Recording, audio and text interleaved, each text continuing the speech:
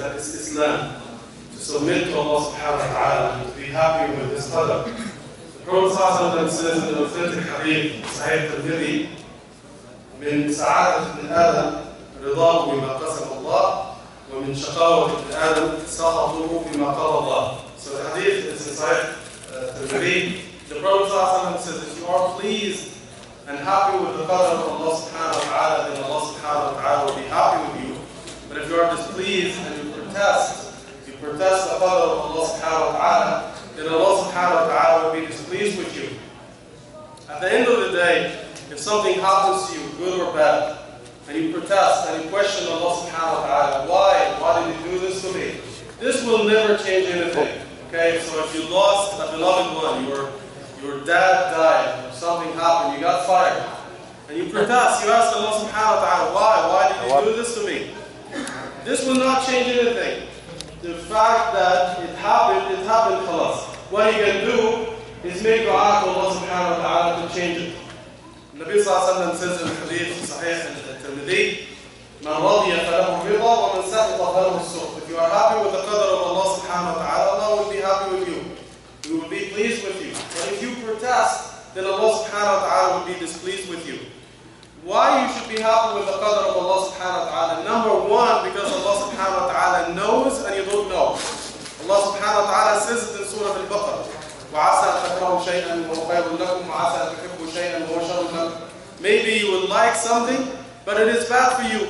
And maybe you will hate something and it is good for you.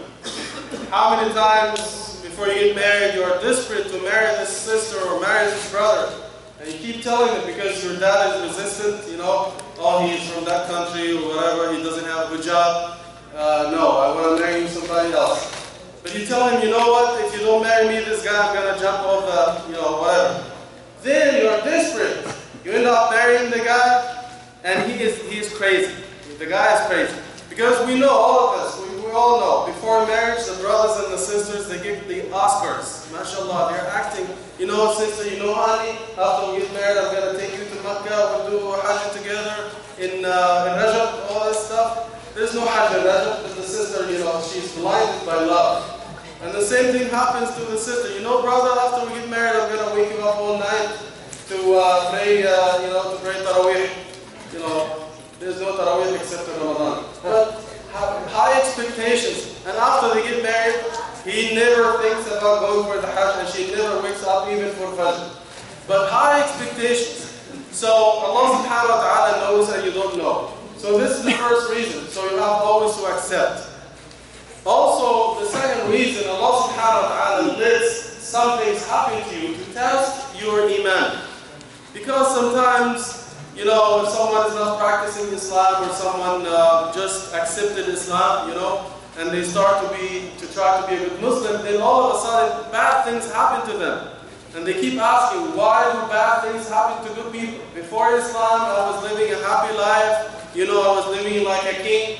Now after I accepted Islam, I just got fired. Things are difficult for me. What is going on? So you have to realize that Allah subhanahu wa ta'ala does this for a reason. Because a lot of people fake iman.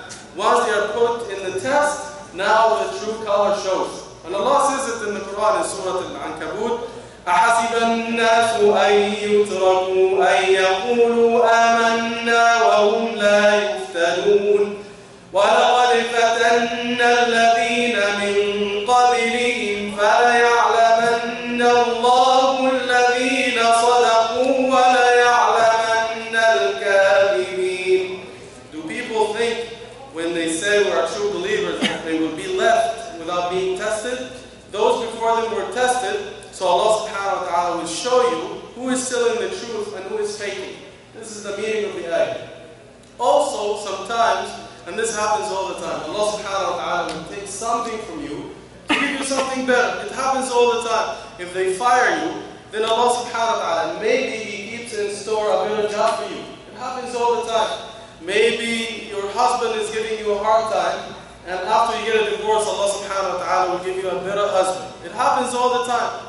Sometimes we give this story, I like this story. Sometimes you go to the airport to catch a flight and go somewhere and you miss the flight. Or something happened. You go, you come back crying every step of the way. First thing in the morning, you get the paper, it says, oh, the plane crashed last night and everybody died. They fell in the ocean and they were eaten by crocodiles. No crocodiles in the ocean. But anyway, something terrible happens. But now when you know this, you are dancing in the street because now you know the hikmah of Allah subhanahu wa ta'ala, why it happened. I'm going to conclude with the story of Salama radiallahu anha. It's in Sahih Muslim. When her husband Abu Salama died, and he taught her hadith from Rasulullah sallallahu alayhi wa sallam, ما من مسلم تصيبه مصيبة فيقول إنا لله وإنا إليه راجعون اللهم أجرني في مصيبتي واخلفني خيرا منها إلا أخلفه الله خيرا منها. So Abu Salama taught her this hadith from Rasulullah sallallahu alayhi wa sallam. If something bad happens to you, you say إنا لله وإنا راجعون. Allah, oh Allah, give me the reward for my patience in this difficult time, and give me something better than what you have taken from me. So she used to say this dua after the death of Abu Salama radiallahu anhu, and she used to say, who is better than Abu Salama? Then the Prophet ﷺ proposed, and she got married to Rasulullah ﷺ, and she used to say, the Prophet of Allah is 1,000 times better than Abu Salama. So the hadith is true. And so if something bad happens, you are patient, Allah subhanahu wa ta'ala will give you something better than what He has taken from you. The question for last night, I got like 50 answers, and almost all of them are wrong, just as I said last night. Some said Mudahamatan, Ar-Rahman, all these things, all of them, Noon, Qaf, Sad are not ayat. They are part of an ayat. You know, the true answer is, the correct answer is Taha. Taha is the shortest ayat in the Quran. I know Hamim is 2 letters, but if you transcribe it, it's 5 letters. Hamim. But Taha is only 4. Ta, Alif, Ha, Alif. So Taha is the shortest ayat in the Quran. And the winner is Salaf Umar. Where? Female. Sorry. Here. Thank you.